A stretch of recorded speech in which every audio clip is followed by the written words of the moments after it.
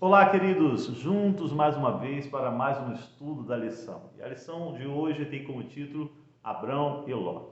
Porém, antes de avançarmos, falemos com Deus.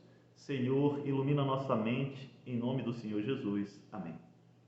Depois do triste episódio onde Abrão se desvia do propósito de Deus, deixa a terra prometida e vai para o Egito por conta da fome, nós vemos novamente Abrão retornando para o lugar de onde não devia ter saído.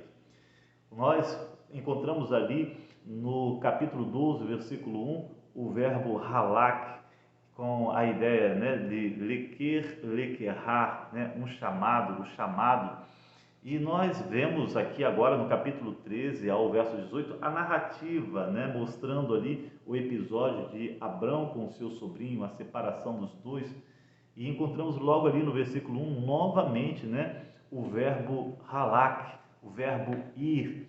E diferente daquele episódio ali em Ur, onde Abrão ele tinha que sair, ele tinha que atender o chamado, deixando para trás o seu passado, avançando para um futuro que não conhecia, indo em busca de si mesmo, indo em busca de encontrar-se a si mesmo. Nós vemos agora no capítulo 13, verso 1, Abrão novamente ligado a este verbo, porém neste momento este verbo halak, lequerrar, está reconectando Abrão com o seu lugar onde ele estava, está reconectando Abrão com as veredas antigas, com os marcos antigos, como diz Jeremias 6, versículo 16.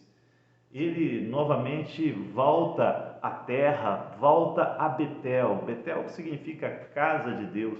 Volta ao local onde ele erigiu um altar e adorou ao Senhor. Ou seja, ele volta para o lugar de onde não devia ter saído. Volta para o lugar onde ele estava suspenso no vazio, onde ele estava andando pela fé, onde ele estava conectado com Deus. Esse verbo ralar, ele aparece também no versículo 5, só que diferentemente do versículo 1, ele está ligado com outro personagem, com o sobrinho de Abrão, com Ló. E é interessante que, diferente da relação de Abrão com o verbo, pois o verbo halak liga Abrão com as coisas espirituais, mas no versículo 5, este verbo liga Ló com as coisas materiais. O texto mostra que Ló ele ia, mas o foco dele era a ganância, era crescer materialmente, entende? Diferentemente do foco de Abrão. Bom, chamo sua atenção para o fato de que quando nós continuamos a ler a narrativa, vemos que houve dificuldade dos dois permanecerem juntos. O texto diz que a terra não suportava o rebanho, havia contenda entre os pastores de ambos, mas, sabe, isso vai muito além do fato da terra não suportar o gado, o rebanho, da contenda por conta de espaço. Há questões espirituais envolvidas nesta contenda, na necessidade de se separar. O fato é de que não havia mais entre eles o mesmo foco com relação às coisas espirituais. Enquanto Abrão estava no foco espiritual, seu sobrinho estava no foco puramente material. A cosmovisão dos dois eram diferentes. Um tinha uma visão de mundo diferente da do outro, e ali Abrão chegou à conclusão que não havia mais jeito. E é interessante que o texto não mostra nenhuma orientação de Deus a Abrão para que ele se separasse de seu irmão, nenhuma intervenção. E esse silêncio de Deus quanto a essa questão mostra que realmente havia necessidade de que eles se separassem. É como diz lá a Bíblia, andarão dois juntos se não houver acordo entre eles. E de fato não havia acordo entre eles. O ato de Abrão em dar a oportunidade ao seu sobrinho de escolher, mostra o como ele tinha se tornado um homem diferente, como ele havia realmente se tornado um homem nobre, um homem bondoso, generoso, diferentemente das características do caráter de seu sobrinho. E sabe o que é interessante?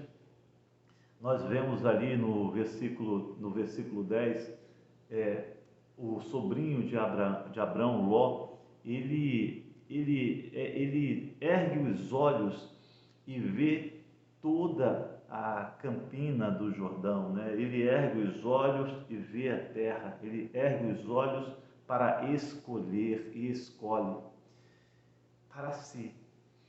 Diferente do que ocorre com Abrão. Nós vemos a atitude de Abrão em erguer os olhos sendo uma atitude ordenada por Deus. É quando Deus ordena que ele ergue os olhos. Está lá no verso 14. É somente quando Deus diz para ele erguer os olhos e contemplar a terra, olhar para o norte, sul. É nesse momento que ele ergue e contempla. Vemos uma vida guiada por Deus e outra vida guiada por si mesmo. E é interessante que no versículo 11, o texto bíblico diz que o sobrinho de Abrão, olha só o que diz, versículo 11 do capítulo 3, olha o que Ló ele faz, ele toma para si. Capítulo 13, verso 11 diz: então Ló escolheu para si toda a campina do Jordão. Ele escolhe para si. É interessante que esse versículo, essa fala, ele nos remete ali em Gênesis capítulo 6, versículo 2, quando os antediluvianos têm mesmo procedimento, tomam para si. Percebe? Tomam para si. E Ló, ele tomou para si ali as campinas do Jordão, e nós sabemos ali das cidades daquelas campinas, Sodoma e Gomorra, cujos homens eram tremendamente pecadores contra Deus. Ele não estava preocupado com as questões espirituais, só com as questões materiais. Infelizmente, essa é a realidade de muitas pessoas hoje em dia, pois estão só preocupados com as questões materiais. Por isso nós vemos muitas pessoas saindo de Betel, saindo da casa de Deus, saindo do lugar de adoração, para ir para o lugar onde o pecado impera, para ir para o lugar onde o pecado cresce cada vez mais, porque estão preocupados só com as coisas materiais. Bom, eu chamo a sua atenção para o fato de que, enquanto Ló toma para si, né, aquilo que ele deseja, as campinas do Jordão, nós vemos aqui na história de Abrão acontecendo totalmente diferente.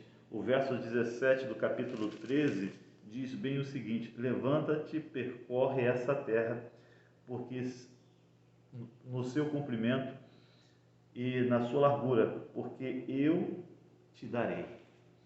Enquanto Ló toma para si, Deus promete dar a Abrão. Quero dizer uma coisa para você. Realmente Deus daria a Abrão a terra prometida. Aqui vemos que tudo que ocorre na vida do homem de Deus é pela graça. Todas as conquistas é a graça de Deus. Na vida de Abrão, a conquista da terra foi um ato da graça divina.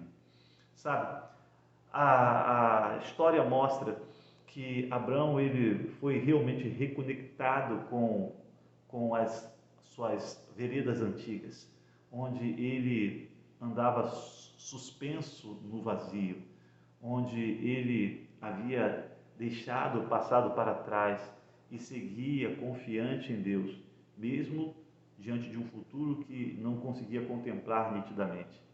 É neste lugar que Deus quer que você habite, na presença de Deus, num momento, numa vida de adoração, numa vida confiando de que Deus irá suprir todas as suas necessidades, sejam elas quais forem, inclusive as materiais. Que Deus te abençoe. Forte abraço e até a próxima.